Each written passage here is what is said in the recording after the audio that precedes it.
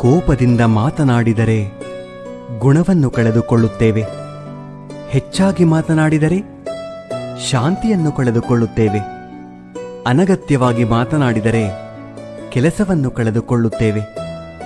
ಅಹಂಕಾರದಿಂದ ಮಾತನಾಡಿದರೆ ಪ್ರೀತಿಯನ್ನು ಕಳೆದುಕೊಳ್ಳುತ್ತೇವೆ. ಸುಳ್ಳು ಮಾತನಾಡಿದರೆ ಹೆಸರನ್ನು ಕಳೆದುಕೊಳ್ಳುತ್ತೇವೆ. ವೇಗವಾಗಿ ಮಾತನಾಡಿದರೆ ಅರ್ಥವನ್ನು ಕಳೆದುಕೊಳ್ಳುತ್ತೇವೆ.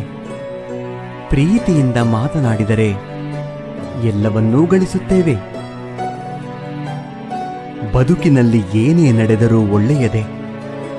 ವರ್ತಮಾನದಲ್ಲಿ ಏನಾಗುತ್ತಿದೆಯೋ ಅದೆಲ್ಲವೂ ಉತ್ತಮವಾಗಿಯೇ ನಡೆಯುತ್ತದೆ. ಮುಂದೆ ಏನಾಗುವುದೋ ಅದೆಲ್ಲವೂ ಚೆನ್ನಾಗಿಯೇ ಇರುತ್ತದೆ.